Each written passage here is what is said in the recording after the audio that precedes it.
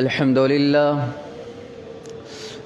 لله نحمده ونستعينه ونستغفره ونعوذ بالله من شرور أنفسنا ومن سيئات أعمالنا من يهده الله فلا مضل له ومن يضلل فلا هادي له وأشهد أن لا إله إلا الله وحده لا شريك له وأشهد أن محمدًا عبده ورسوله اللهم صل على محمد وعلى آل محمد كما صليت على إبراهيم وعلى آل إبراهيم إنك حميد مجيد اللهم بارك على محمد وعلى آل محمد كما باركت على إبراهيم وعلى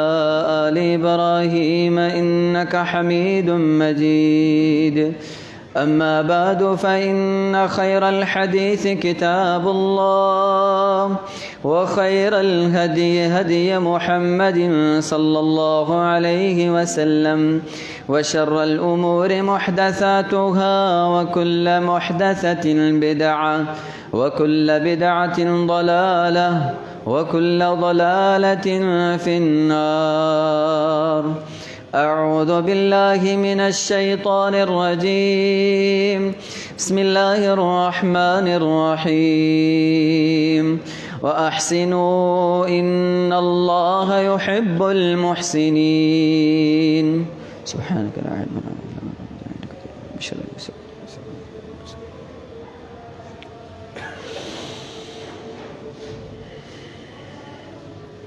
ہر ایک انسان صبح شام دن رات کچھ نہ کچھ سوچتا ہی رہتا ہے، ہمیشہ اس کو کوئی نہ کوئی فکر ہوتی ہی رہتی ہے، چاہے وہ فائدہ مند ہو یا نہ ہو، بیٹھے بیٹھے اپنے خیالوں میں گم ہو جائے گا، خیالات ہی خیالات ہوں گے، سوچ ہی سوچ ہے۔ کبھی کبھار تو لوگ اتنا سوچتے ہیں کہ ڈپریشن کے مریض ہی ہو جاتے ہیں۔ اس سوچ کا ایک نتیجہ ہے، اس سوچ کا ایک اثر ہے، جیسی سوچ ہوگی ویسا ہی اس کا اثر ہوگا، جیسی فکر ہوگی اسی کے اثرات مرتب ہوں گے۔ سوچ اچھی اور مثبت ہوگی تو اس کے اثرات بھی اچھے اور فائدہ مند ہوں گے، جتنی سوچ بری ہوگی، جتنی سوچ منفی ہوگی، اتنے ہی اثرات ہی برے نکلیں گے۔ انسان اس سوچ کے تحت ہی کوئی کام کرتا ہے، کوئی کام، کوئی سوچ، کوئی بات اس کے دماغ میں گردش کرتی ہے، اسی کے بعد اس نے اپنا معاملہ کر دینا ہے، وہ کام شروع کر دیتا ہے۔ آیا یہ سوچ، جو سوچ انسان سوچ رہا ہے، جو خیال انسان کے دماغ میں گھوم رہا ہے، جو فکر چکر اور گردش لگا رہی ہے اس ذہن کے اندر، آیا وہ تو یا تو مثبت ہوگی یا وہ منفی ہوگی، یا صحیح ہوگی یا صحیح نہیں ہوگی۔ اگر مثبت صحیح نکلے تو اس کا ایک اثر ہوگا کہ وہ انسان ہمیشہ بڑھتا رہے گا۔ اگر مثبت صحیح ہو تو انسان بڑھتا رہے گا، مثبت صحیح ہو تو انسان تندرست رہے گا، مثبت صحیح ہو تو انسان کی طبیعت بھی صحیح رہے گی۔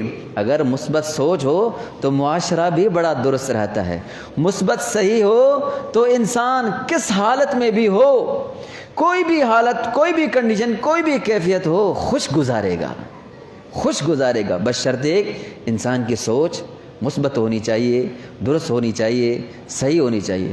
اگر سوچ منفی رکھ لے، سوچ بندہ منفی رکھ لے، بڑھنے کے بجائے گھٹنا شروع ہو جائے گا، تندرستی کی بجائے بیمار پڑنے لگے گا، ذہنی دباؤ کا شکار ہو جائے گا، ذہن میں ایک تناؤ کا شکار بن جائے گا اس کے اندر، اور تو اور جس ماحول کے اندر رہ رہا ہے وہ ماحول ہی بگڑ جائے گا۔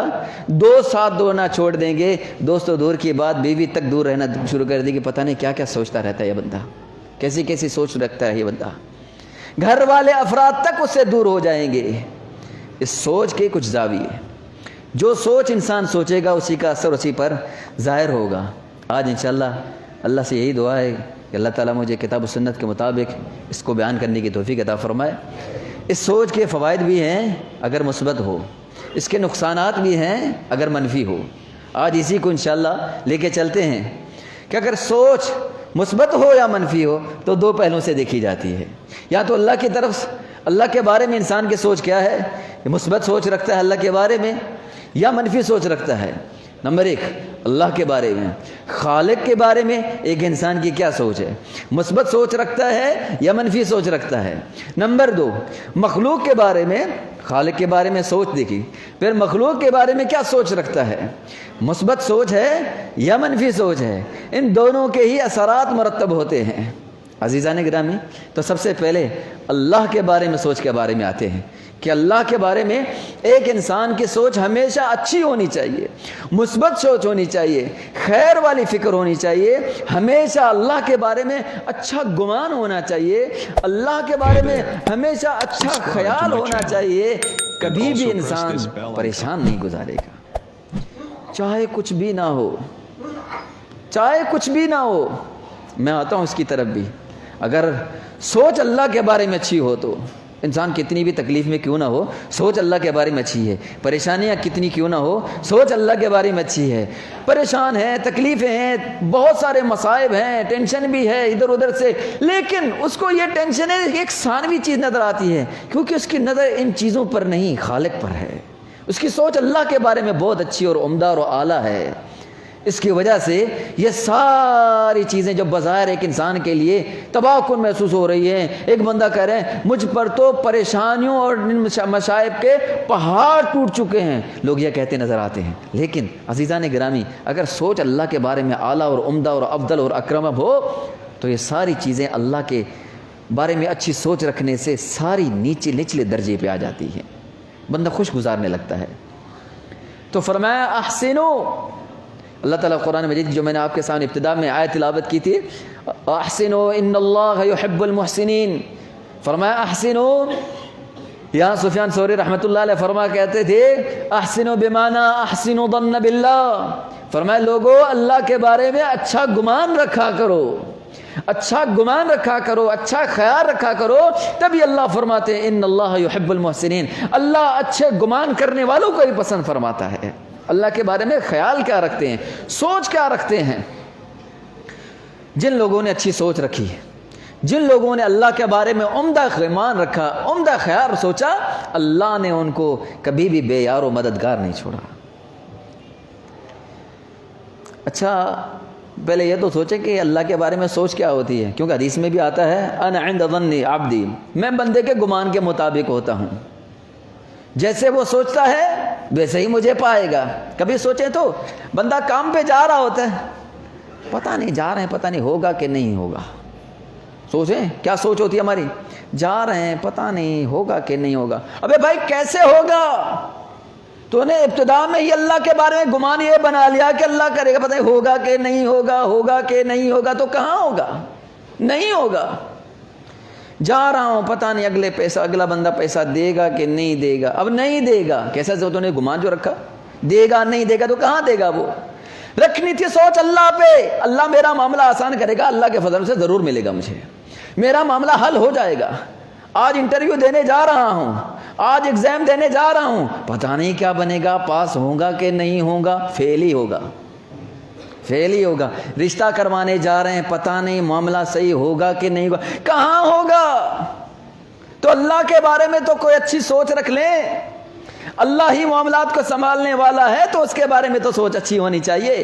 دکان پتہ نہیں یہاں کھول رہا ہوں، پتہ نہیں چلے گی کہ نہیں چلے گی، ارے کیسے چلے گی، چلانے والا تو میرا اللہ ہے۔ جب تو نے اللہ کے بارے میں ایسا گمان رکھا تو کون آئے گا تیرے پاس؟ رزق تو اللہ لے کے آنے والا ہے۔ کام شروع کر رہا ہوں، بائکیں شروع کر رہا ہوں، ٹیکسی چلانا شروع کر رہا ہوں، رکشہ چلا رہا ہوں، پتہ نہیں کام چلے گا کہ نہیں چلے گا، نہیں چلے گا کیونکہ سوچ ہی غلط ہے۔ تو اللہ کے بارے میں احسن الظن، اللہ کے بارے میں اچھا گمان رکھا کریں، اچھی فکر کریں۔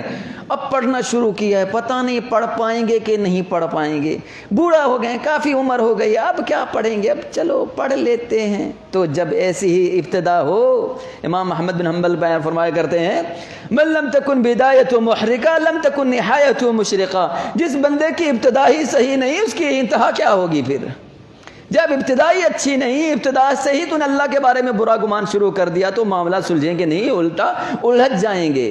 تو فرمایا اللہ کے بارے میں اچھا گمان رکھا کرو۔ ایک اعرابی کے بارے میں بظاہر و ذخائر کے اندر ایک کتاب ہے جس کے اندر ایک اعرابی کا واقعہ لکھا، دیہاتی بندے کا، آخری اس کا ٹائم تھا تو وہ بیمار ہو جاتا بندہ، جب پتہ چل جاتا ہے کہ یہ آخری کنڈیشن میں جا رہا ہے بندہ، اللہ رحم کرے اس کے اگلے کے حال پر، تو لوگ آئے تو بڑا خوش تھا۔ کسی نے پوچھا کیا بات ہے، کیا بات ہے، بیمار ہو، تکلیف ہے، ٹینشن کوئی نہیں؟ کہنے لگا نہیں۔ کسی نے کہا ہاں اسی لیے کہ تو بڑی نمازیں پڑھتا تھا، تو بڑی نیکیاں کرتا تھا، بڑے صدقے خیرات کر گیا کہ اللہ تعالیٰ سب سے پہلے مسجد میں پہنچ جایا کرتا تھا، سب سے تکبیر اولیٰ تو ایک تیرے کو ملتی تھی، شاید تیری نیکیوں کی وجہ سے۔ تو کہا نہیں یہ نہیں۔ اچھا یہاں پر بھی ایک بات سمجھنے والی، اپنے نیکیوں پر کبھی گھمنڈ نہیں کرنا ہے۔ ہاں کبھی بھی اپنے نیکیوں پر گھمنڈ نہیں کرنا کہ میں بڑا آج جو نا آج اللہ کا ولی بن گیا، باقی سارے یہ تو کبھی کبھار اللہ کے فضل، لوگ جب بیان کرتے ہیں نا تو یہ بھی غلط بات ہوتی ہے، جی شیخ صاحب اللہ کے فضل کرم سے میں تو اللہ کی رحمت سے نماز پڑھنے آتا ہوں، لیکن وہ جو یہ لوگ دیکھ شیخ صاحب نماز ہی نہیں پڑھتے، یہ پتہ نہیں جاہل ہیں، پتہ نہیں۔ تو اس میں پتہ ہے کیا کر رہے ہوتے ہیں؟ جو نیکیاں کی ہوتی ہیں نا اس پر بھی چھرا پھیرنے کی کوشش کر رہے ہوتے ہیں ہمیں۔ وہ نیکیاں پتہ نہیں قبول ہوئی نہ ہوئی، اوپر سے اور گناہ کا کام کر رہے ہوتے ہیں۔ دعا کرے جو نماز نہیں پڑھے اللہ ان کو بھی لے کے آئے، ان کے غم اور فکر ہونی چاہیے، اس کے بارے میں اچھی سوچ رکھنی چاہیے، بجائے کہ ان پر تان و تشنیع کرنے، اپنی نیکیوں کے انبار لگا کے لوگوں کو دکھانے کے ان کے بارے میں دعا کریں۔ اپنی نیکیوں پر کبھی گھمنڈ نہ کیجیے گا، یہ نیکیاں کسی کام کی نہیں آئیں گی اگر گھمنڈ ہو اس نیکی پر، تو یہی نیکیاں ہوں گی کل قیامت کے دن اللہ ان کو ایسے اڑا دے گا، کوئی کام ہی نہیں آئیں گی۔ جن کو ہم بڑا بڑا سمجھتے ہیں، اللہ کی قسم اللہ کے رسول فرماتے ہیں یہ 5 قسم کی نیکیاں، نماز، روزے، صدقات، یہ کتنی بڑی نیکیاں ہیں، لیکن ایک دم سے ساری چلی جائیں گی، کسی کام کی نہیں رہیں گی۔ تو اللہ کے مخلوق کے ساتھ ایسا رویہ کبھی بھی اختیار نہ کیجیے گا۔ تو کسی نے کہا تیری نیکیوں کی وجہ سے، کہا نہیں نہیں، پھر کیا بات ہے؟ کہنے لگا میرے رب پر میرا اچھا گمان ہے، میں اپنے پر بڑی اچھی امید رکھتا ہوں، میں اپنے رب پر یہ امید رکھتا ہوں کہ اللہ تیرا بندہ ہوں، تیرے دروازے پہ جھکتا رہوں، اللہ تجھ پر ایمان رکھتا ہوں، اللہ تیرے پر میرا یقین ہے کہ تو مجھے جہنم میں نہیں ڈالے گا، میرا یہ ایمان ہے، میرا یہ اچھا گمان ہے میرے رب پر۔ لوگ مثال دیا کرتے تھے لقد حسن الظن الاعرابی، کہ لوگوں نے کہنے لگا جب بیٹھتے تھے اپنی مجلس میں تو کہسال دیتے کہ واہ کیا اس اعرابی کی بات ہے، کیسا اس نے اپنے اللہ پر اچھا عمدہ اور یقین ایمان رکھا ہوا تھا، کیسا اللہ کے بارے میں خیال رکھا ہوا تھا، ایسا ایمان۔ تو اللہ کے بارے میں اچھا گمان ہونا چاہیے، کبھی بھی کسی حالت میں اللہ سے نا امید، اچھی بری اور بری سوچ نہیں رکھنی چاہیے بندے کو۔ مثال دیتا چلوں، کئی مرتبہ واقعہ سنا ہوگا، Subscribe to my channel. صحیح بخاری کے اندر And روایت also موجود press ہے، this bell icon. قربانی میں تو اکثر یہ قصہ آپ سنتے ہی رہتے ہیں۔ سیدنا ابراہیم علیہ السلام اپنے اہل خانہ کو لے کر، نومولود بچے کو لے کر، چھوٹا سا تھوڑا سا سامان کھانے پینا کیا لے کر، کیسن ایک تھیلی لے کے چھوڑ کے وہاں آئے جہاں پر بازار لگا ہوا تھا، ہے قربان جاؤں سیرت ابراہیمی پر، اس جگہ پر چھوڑ کے آئے جہاں انسان تو کجا حیوان تک نہیں رہتے تھے، کھانا تو کیا پانی کا گھونٹ تک نہیں ہے، پتھر ہی پتھر ہیں، کچھ بھی نہیں ہے، لیکن حکم الہی ہے چھوڑ کے آؤ تو چھوڑ کے آئیں گے۔ ہے اللہ کے حکم کو ماننا تو ایسے ہی ہوتا ہے نا، اللہ پر یقین ہے نا، اللہ کے بارے میں اچھی سوچ ہے نا، جب چھوڑ کے جا رہے ہیں تو پیچھے مڑ کر بھی نہیں دیکھ رہے۔ بیوی بچے ہیں یار، ابھی نومولود بچہ ہے، پیدائش ابھی ہوئی ہے، 80-90 سال کی عمر میں دعائیں مانگ کے اللہ نے ایک ہی بیٹا دیا، دینے کے بعد اللہ نے کہا چھوڑ کے آؤ تو چھوڑ کے آ گئے۔ اللہ نے کہا چھوڑ کے آؤ، بچے کو بھی بچے کی والدہ کو بھی، دونوں کی وہاں بیابان کے اندر چھوڑ کے آؤ، چھوڑ کے آ گئے، پیچھے مڑ کر بھی نہیں دیکھا۔ ماننا تو یہ ہے نا، ماننا تو یہ ہے نا، سبحان اللہ۔ آگے چلے، پیچھے سے بیوی نے آواز دی ابراہیم کہاں چھوڑ کے جا رہے ہو؟ جواب نہیں ہے، ہاں یہاں بھی حضرت صاحب صبح باہر نکلے, اگر چینی ختم ہو جائے نا گھر میں, تو حضرت کہاں جا رہے ہو, گھر کی بھی تو خبر لے لو, گھر میں سامان نہیں اور چلے جا دو تبلیغ کرنے کے لیے, پیچھے گھر کا کچھ پتہ ہی نہیں ہے, سو سنا دیں گھر میں حضرت صاحب کو. لیکن قربان جاؤں سیرت سیدہ ہاجرہ کا, فرمایا ابراہیم کہاں جا رہے ہو اس جگہ پہ چھوڑ کے؟ کوئی جواب نہیں. پھر کہا جاتے جاتے اتنا تو بتا دو, اللہ امرک بہذا, یہ اللہ کا حکم ہے؟ تو کہا ہاں. فرمانے لگی, جواب دینے لگی, کہا ہاں ہاجرہ یہ اللہ کا حکم ہے. تو جواب آگے کیا آیا, اذن لا یضیعنا, جس رب نے تجھے کہا کہ یہاں چھوڑ کے آؤ, رب ہمیں ضائع کیسے کرے گا؟ وہ رب ہمیں بے یار و مددگار کیسے چھوڑے گا؟ خامن جا رہا ہے, کھانے کے لیے ایک تھیلی ہے, پینے کے لیے پانی نہیں ہے, بتائیں تو صحیح. لیکن اللہ پر گمان کیسا ہے, اللہ کے بارے میں سوچ کیسی ہے کہ جس رب نے کہا کہ چھوڑ کے آؤ, وہ ہمیں اکیلا کیسے چھوڑ سکتا ہے؟ بندہ خدا کیوں روتے ہو, کیوں فکر مند ہوتے ہو کبھی اپنے اللہ پر بھی؟ یہ تو ہمیں اچھی سوچ ہونی چاہیے. ہاں حالات تو اوپر نیچے ہوتے رہتے ہیں, تکلیفیں تو ہر ایک کے ساتھ ہیں, یہ نہیں ہے کہ ہمارے ساتھ ہے. اس سے بڑے حالات تو صحابہ کے بارے میں آتے ہیں. صحیح بخاری اور صحیح مسلم کے اندر روایت اٹھا کے دیکھ لیں, اللہ کی قسم رونگٹے کھڑے ہو جاتے ہیں. آج ہر ایک بندہ فریج کھول کے دیکھیں کہ 2 دن کا کھانا رکھا ہوگا, بینک بیلنس رکھا ہوگا, 5000 جیب میں رکھے ہوں گے, پھر بھی کچھ نہ کچھ تو سامان گھر کے اندر ہوگا. لیکن ان صحابہ کے بارے میں اللہ کی قسم پڑھیں تو پتہ چلے گا. حدیث کے الفاظ ہیں, سیدنا ابو ہریرہ فرماتے ہیں, اور بیان کرنے بھی وہ والے آدمی ہیں جو بھوک کی وجہ سے بیچارے زمین پہ بے ہوش ہو کے گر پڑتے تھے. وہ روایت کرتے تھے, کہتے ہیں اصحاب صفا کے وہ لوگ ہوتے تھے کہ کچھ میں سے ایسے لوگ تھے, لیس لدیہم, ان کے نعال, ان کے پاؤں میں جوتی نہیں تھی, پاؤں میں جوتی نہیں, پہننے کے لیے چپل نہیں ہے, لیکن پھر بھی پریشانی نہیں ہے. چلو کوئی بات نہیں ہے, پاؤں میں چپل نہیں, کوئی بات نہیں. وَلَيْسَ عَلَيْهِمْ قَلَنسُوَا, سر پہ ٹوپی نہیں ہوتی تھی, فیشن کی وجہ سے نہیں. ہاں آج تو سب نے نا فیشن بلانے, بال بنانے, فیشن کرنے کی وجہ سے نہیں, اس وجہ سے کہ غربت اتنی تھی, سر ڈھانپنے کے لیے کپڑا نہیں تھا, سر ڈھانپنے کے لیے کپڑا نہیں تھا. فرمایا چلو کام گزارا ہو رہا ہے, یہاں تک بھی ٹھیک. اس سے بھی بڑی بات کہا کہ کسی کے پاس تو قمیص بھی نہیں ہوتی تھی, اپنا جسم ڈھانپنے کے ایک ہی چادر ہوتی جس کی لنگوٹ باندھ کے گزارا کرتے تھے. لیکن کبھی بھی اللہ سے شکایت نہیں کی کہ اللہ کہ اے اللہ تیرے نبی پر ایمان لے کے آئے ہیں, دن رات تیرے نبی کی بنائی مسجد نبی کے اندر گزرتے ہیں, دن رات قال اللہ اور قال رسول پڑھتے ہیں, پھر بھی ہماری یہ حالت. آج کہتے ہیں شیخ صاحب نمازیں بھی پڑھ رہے ہیں, قرآن کی تلاوت بھی کر رہے ہیں, لیکن پریشانیاں ختم نہیں ہو رہی, پتہ نہیں کیا بات ہے, پتہ نہیں کیا غلطی ہو گئی مجھ سے. ہاں تو صحابہ کی بھی زندگی دیکھ لیں, دن رات مسجد نبوی میں بیٹھے ہوئے ہیں, دن رات نبی صلی اللہ علیہ وسلم کے سامنے موجود ہیں, لیکن پہننے کے لیے تو قمیص بھی نہیں ہے.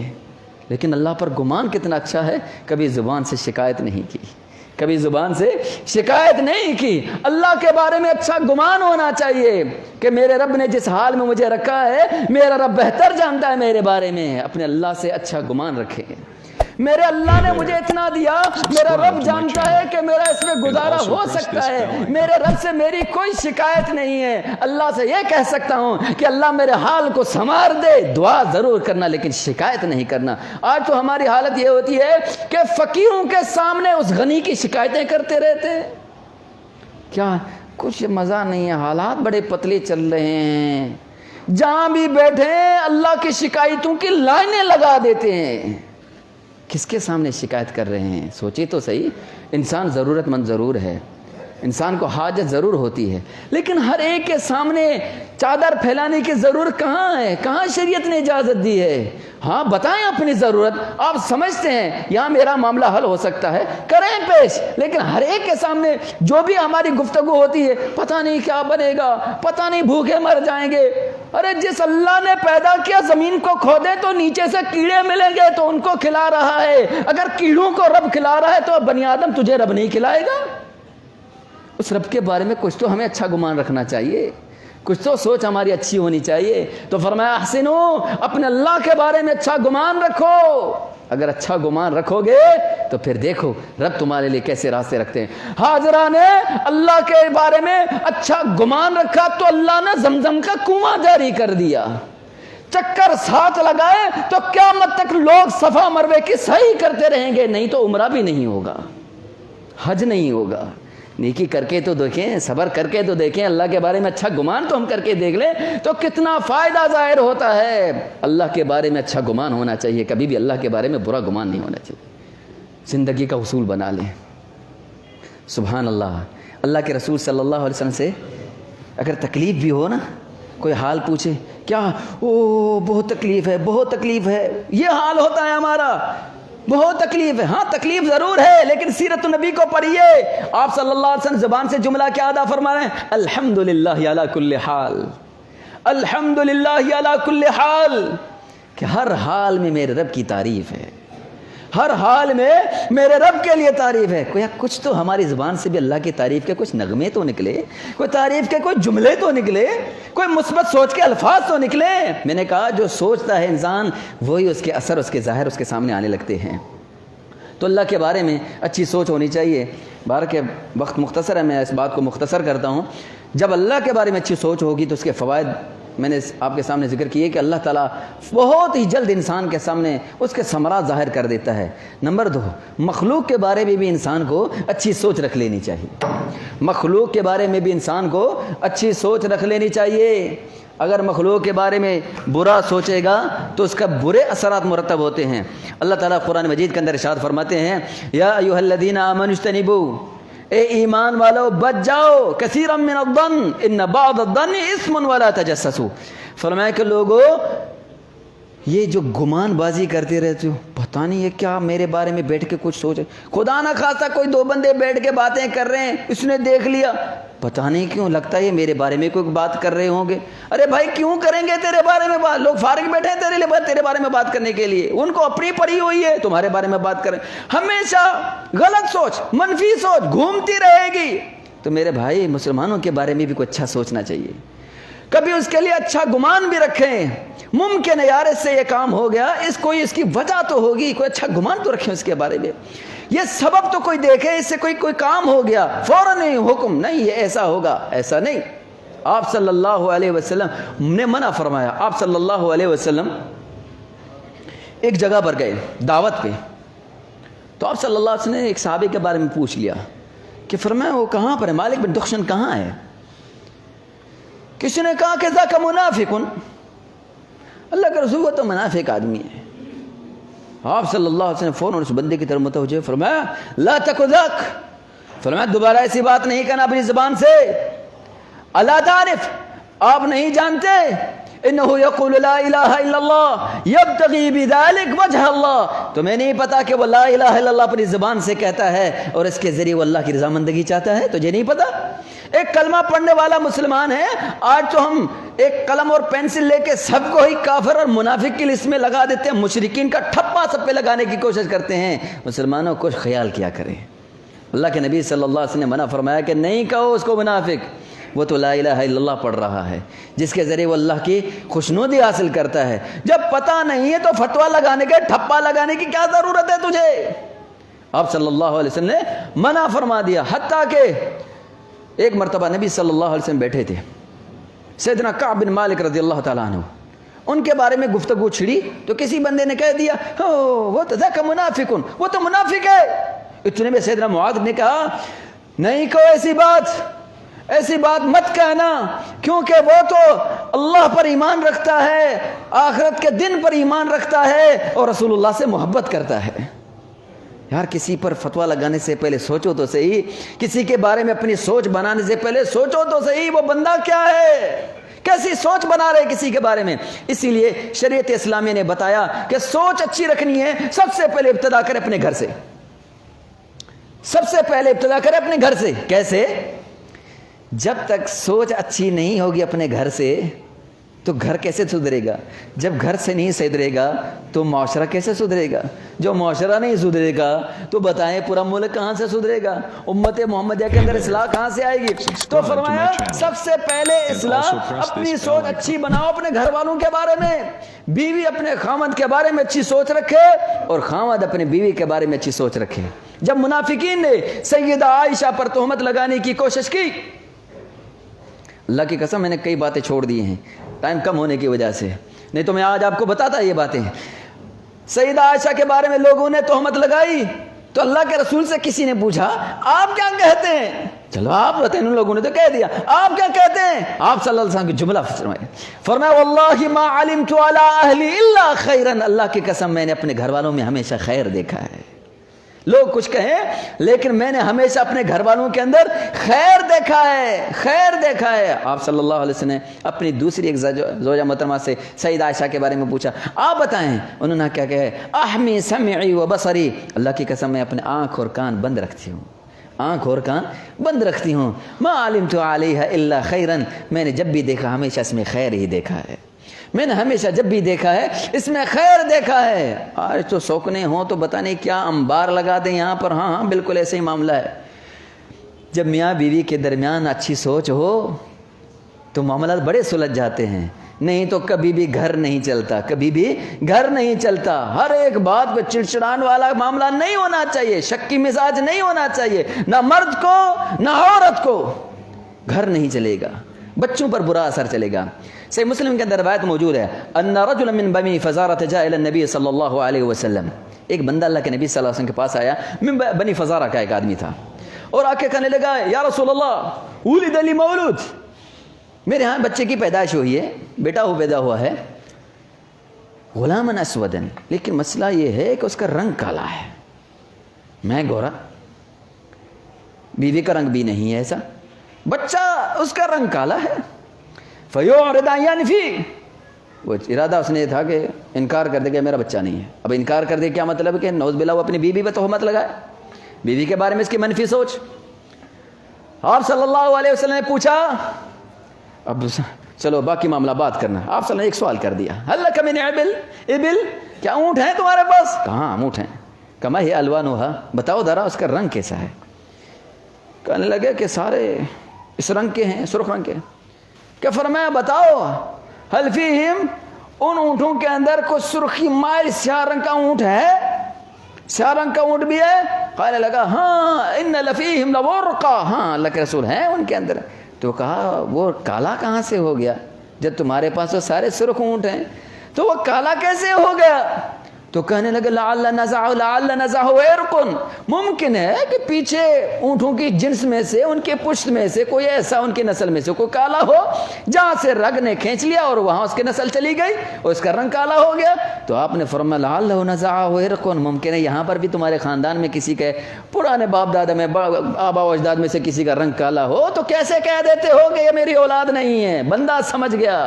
تو فرمایا اپنی گھر والوں کے بارے میں بری اور منفی سوچ نہیں۔ یہاں پر ایک اخبار کے اندر یہ قصہ بھی شائع ہوا، ہمارے استاد نے بھی اس کو ذکر کیا، ایک صاحب کی شادی ہوئی،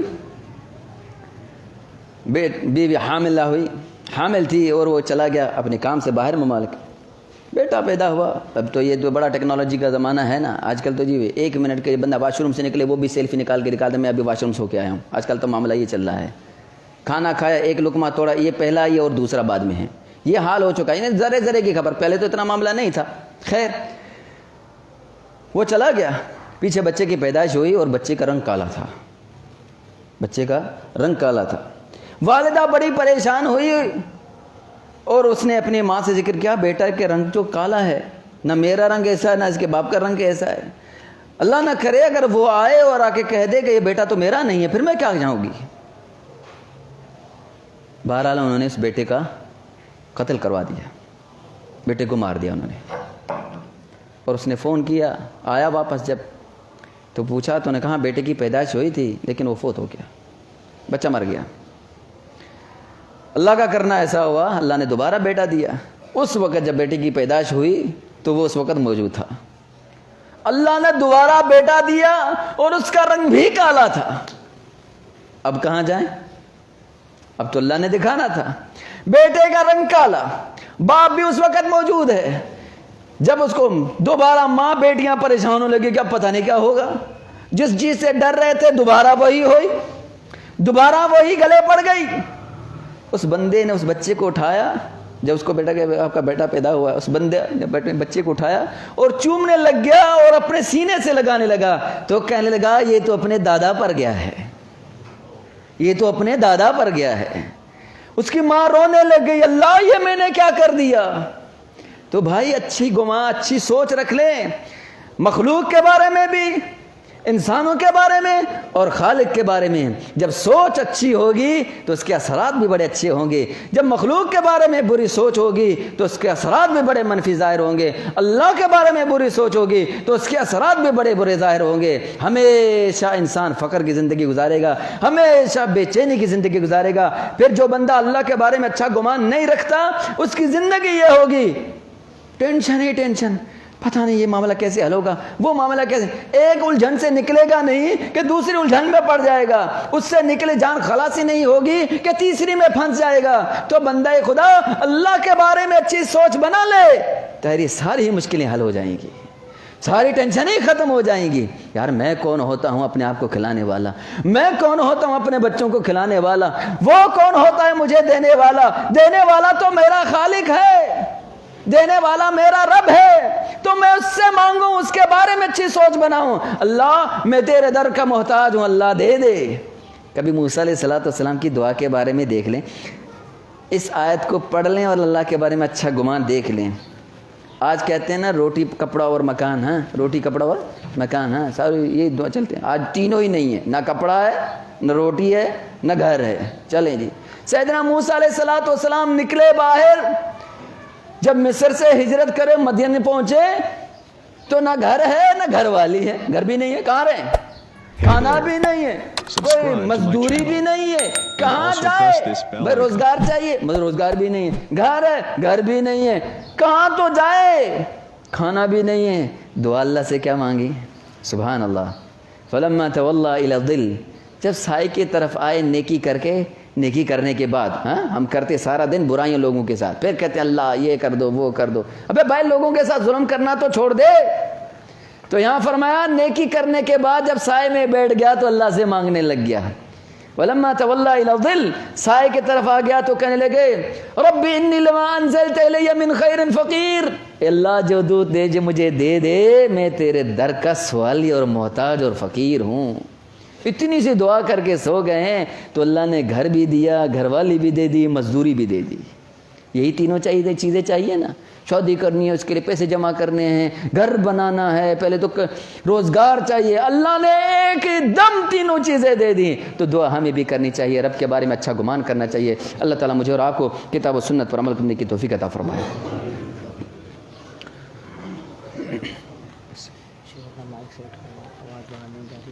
اچھا ٹھیک ہے، پہلے کہتے تھے۔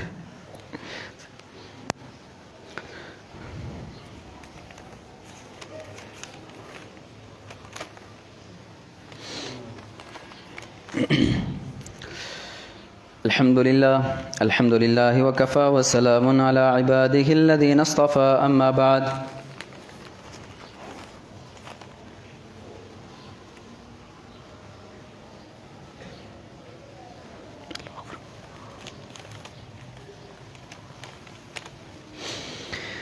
یہ کچھ اعلانات ہیں، سماعت فرمائیے گا۔ انشاءاللہ اسی مسجد کے اندر اگلا جمعہ خطبہ جمعہ انشاءاللہ فضیلت الشیخ مفتی محمد یوسف قصوری صاحب کو ہوگا، امیر مرکز جمعیت اہل حدیث سندھ انشاءاللہ پڑھائیں گے۔ اگلا جمعہ انشاءاللہ فضیلت الشیخ مفتی محمد یوسف قصوری صاحب پڑھائیں گے اسی مسجد کے اندر۔ یہ کچھ اعلانات ہیں۔ طارق صاحب ان کی والدہ کی صحت کے لیے دعا کیجیے گا، اسی طرح فیاض صاحب ان کی والدہ کے بھی علیل ہیں، ان کے لیے بھی دعا کریے گا۔ اسی طرح ایک اور صاحب نے یہ دعا کہا ہے کہ ان کی بیوی بھی، ان کی طبیعت بھی کافی خراب ہے، ان کی بیوی کی وینٹیلیٹر پہ ہے، ان کے لیے بھی دعا کریں، اللہ تعالیٰ ان کو شفا کاملہ عاجلہ نصیب عطا فرمائے۔ اسی طرح اس مسجد کے ایک بزرگ نمازی ابوالکلام صاحب جن کا آج صبح انتقال ہو گیا تھا، آج انتقال ہو گیا ہے صبح ان کا، تو ان کی نماز جنازہ انشاءاللہ آج نماز عصر اسی مسجد میں ادا کی جائے گی۔ تو دعا کیجیے گا جتنے مریض ہیں اللہ تعالیٰ ان کو شفا کاملہ عاجلہ نصیب عطا فرمائے، اللہ تعالیٰ ان کی تکلیفوں کو دور فرمائے، اللہ تعالیٰ ان کے اندر صحت عافیت والا معاملہ عطا فرمائے، اللہ تعالیٰ ان کے ساتھ عافیت والا معاملہ فرمائے، اللہ شفاء کاملہ عاجلہ نصیب عطا فرمائے۔ اللهم اشف مرضانا ومرضى المسلمين يا شافي الامراض اشف انت شافي لا شفاء الا شفاؤك شفاء لا يغادر سقما۔ جتنے بے روزگار ہیں اللہ تعالیٰ ان کو روزگار عطا فرما دے، جو بے اولاد ہیں اللہ تعالیٰ ان کو نیک صالح اولاد عطا فرما دے، جن کو اللہ نے اولاد عطا فرمائی ہے اللہ تعالیٰ ان کی اولاد کو، ان کی آنکھوں کی ٹھنڈک ان کے لیے صدقہ جاریہ بنا دے، اللہ تعالیٰ امت مسلمہ کی حفاظت فرمائے، تمام مسلمانوں کے لیے دعا فرمائے۔ اللہم انصر الاسلام والمسلمین وذل الشرک والمشرکین، اللہم انصر اخواننا فی کل مکان، اللہم اشف مرضانا ومرضى المسلمین، یا شافی الامراض اشف انت شافی لا شفاء الا شفاؤک شفاء لا یغادر سقما، اللہم اعتق رقابنا ورقاب آبائنا من النار، اللہم انا نسألك الجنة الفردوس ونعوذ بك من النار، اللہم انا نسألك الجنة الفردوس ونعوذ بك من النار، اللہم اغفر لنا ولآبائنا ولأمهاتنا ولإخواننا ولأخواتنا وأزواجنا وذرياتنا ولأصدقائنا وأقاربنا ولأساتذتنا وتلامذتنا يا أرحم الراحمين، اللهم اغفر لجميع موتى المسلمين الذين شهدوا لك بالوحدانية ولنبيك بالرسالة، اللهم اغفر لهم وارحمهم وعافهم واعف عنهم، اللهم آت نفوسنا تقواها وزكها وأنت خير من زكاها وأنت وليها ومولاها، ربنا لا تؤاخذنا إن نسينا أو أخطأنا، ربنا ولا تحمل علينا إصرا كما حملته على الذين من قبلنا، ربنا ولا تحملنا ما لا طاقة لنا به، واعف عنا واغفر لنا وارحمنا، أنت مولانا فانصرنا على القوم الكافرين، سبحان ربك رب العزة عما يصفون وسلام على المرسلين والحمد لله رب العالمين.